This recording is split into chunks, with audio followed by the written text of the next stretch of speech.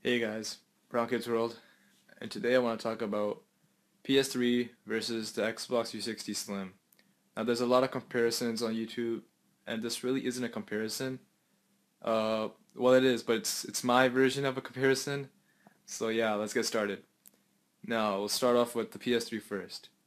It's an awesome Blu-ray player, like the other previous PS3s. It does not support backwards compatibility. It's more sleek and the design is smaller. Better vents to prevent overheating, and the YLOD, aka the yellow light of death, is cut down by a shitload. The touch-sensitive buttons are now replaced with physical buttons, and the controller is the same. Also, the newer Slim PS3s are available with more space, like 160 gigabytes, 320 gigabytes, and there was a 120 gigabyte version, but is now discontinued. And this is something that the PS3 is known for, and that is Wi-Fi and PSN. You can play online for free, unlike the previous Xbox 360 models, which is awesome. The PS3 also has an internet browser and does not require AA batteries for the controllers. Controllers can be charged with the PS3 via USB cable, or you can charge it on your computer. Now, the disadvantages. Not all the models have backwards compatibility, and they could have changed the controller. I like it, but the controller doesn't really give you a good gimmick experience, I guess. Now, the Xbox 360 Slim. The newer Xbox 360 Slim looks amazing. The console and controller are black with a glossy finish, and the console's really lost weight. Well, not weight, but it's smaller. Now here's some stuff about the Xbox 360 Slim. The online community is larger that of the PS3s. You're more likely to start beef with a gamer on Xbox than you are on PS3, which is pretty fun starting beef online. Lots of popular exclusives, but the same could be said for the PS3, like Halo, COD, Gears of War for the Xbox. The huge marketplace ranging from games to movies to everything you need. And I like the way they squeezed in some social media like Facebook and Twitter. I don't know if you can get Facebook or Twitter on a PS3 or not. I don't really think you can. If it had Facebook and Twitter, that would make the system even better. The newer Xboxes now come with Wi-Fi, which had me jumping from one couch to another in excitement because not having I had the older Xboxes, the pros, and having that to my internet router the whole time just had me all pissed off and stuff. The new Xbox controller makes me feel like a gamer because the way it fits into my hands and the triggers on the back make me feel like I'm actually killing noobs every time I spit bullets into their heads. Another thing is the dashboard.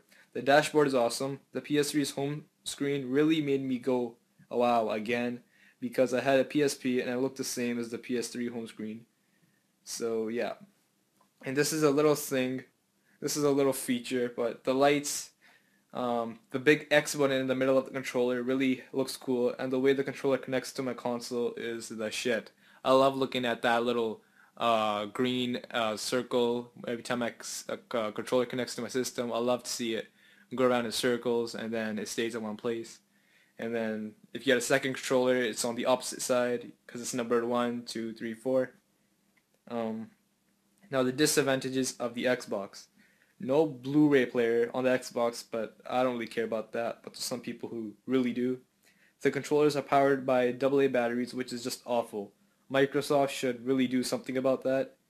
And to know that they haven't done anything about it to this day, since the release of an Xbox, is really disappointing. And one of the two biggest issues with Xbox, first issue is paying for live. Now, I don't mind paying for live just because of the awesome experience, but as a teenager, it's really hard to buy live when you don't have a job and your parents won't buy you live. But whatever, suck it up, people. If you could pay $250 plus tax on the Xbox, you can pay $50 a year too. All the awesomeness for a year for $50? Hell yes, bitches. And the second issue is huge. For me, it's huge. The second issue is the killer, the most sneakiest assassin, and the best of the best. The Red Ring of Death. Wow. Now this is something that is said to be fixed on the newer models thanks to the auto shut-off feature that the Xbox has. Basically what this is that your Xbox every time it gets to that point where it can't handle too much heat, I guess, it auto shuts off. So it shuts off.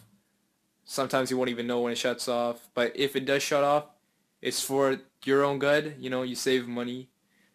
And then, yeah. So that's it, guys. From these two consoles, I think both consoles have their goods and bads. But to me, I like both. You know, one saves money and one gives you a better gaming experience. So yeah, there's two sides to this. You could go either way or you could go both like me. So that's it, guys. Please subscribe, like, comment, you know, share the video if you want. I'm just trying to get big on this channel, like I said in my first video. So yeah, that's it. Broncos World, out.